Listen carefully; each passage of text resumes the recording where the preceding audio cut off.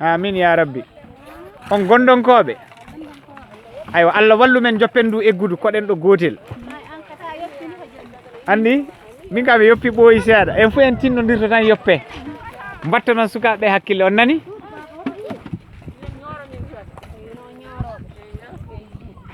ne haalam yoɓe tinno yoɓe ballu men goppen ɗum ɗo Allah faabo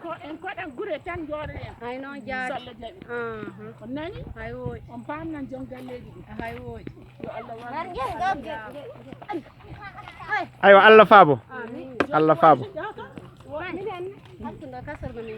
hakkundo e kasorola ne kasorola anni yeeso to rawane mi fotti e eggudi mon mawndu mi wi mbatta noon sukaɓe ɓe hakkille so ndungu wari fuu soɓe durmama on daram ɓe law fata durmo ngo mawna on paami mo jingel ngel jiiɗo ana ɗojja giti mo ana gojja fuu on naɓan l'hôpital on nani ɗum ɓuuri moƴƴude e maɓɓe on paami Allah faabo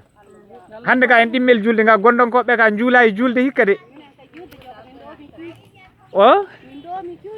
on dooma fa jetta ɗon cuuɗe awa Allah yettimme e dow jaam Allah hokkumen iwde ɗum ɗo koɗen ɗo gotel mbaɗen galleji mbattane hakkille ladde anni timma ladde timmi jaati ɓaleɓe ɓe kasi jiɗame ɗo koɗɗen fuu baasi ha ɗo koɗɗen fuu baasi ayi ɓe jiiɗa e maɓɓe fuu ana wakki malfal ana wiya yo donso wona donso yimɓe ɓe laarata tewka timmi fa laaɓe ayi ɓi bunna ayiɓe ha donc mbattanen ko emen hakkille ayo tiyabo amin ya rabbal alamin ɓe jiiɗamen de mbiye worɓe ɓe mbaɗon feere koɗen ɗo gotel ndenen kedde jawdi men ɗi ɓaleɓe ɓe ɓe ancuɓe men wallahi ko jeeta ɓe mbakki laddeji ɗi ko fuu wallahi wona kulle ladde ɓe mbakkani kulle ladde ana ngoodi joni ngala donc hoko ɓe mbakkani enen ayi goɗɗo anniɗo jogui malfal mum ayi goɗɗo kasi anniɗo jogui malfal mum ayi enen ne en yirlotoɓe kamɓe e yirlotoɓe enen hay hunde en ngala so wona kore e cukalon pamaro e bamɗi eɗen mbawi waddede nden noon en daran leenade ɗo ka joni Allah waɗi en kawriɗo e anni jewta kono onon koye mon jiiri guite mon eɗen jewta ɓe anni gari ana dari ana jogui fetilaji mumen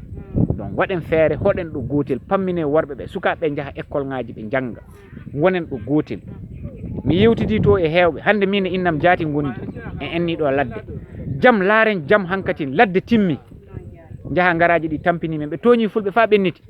aywa Allah faabo Allah reen men Allah waɗan men jaam Allah faabo mbatta noon cukalon ko hakkille sanne sanne sanne e ndungu gonɗe on nani aywa Allah faabo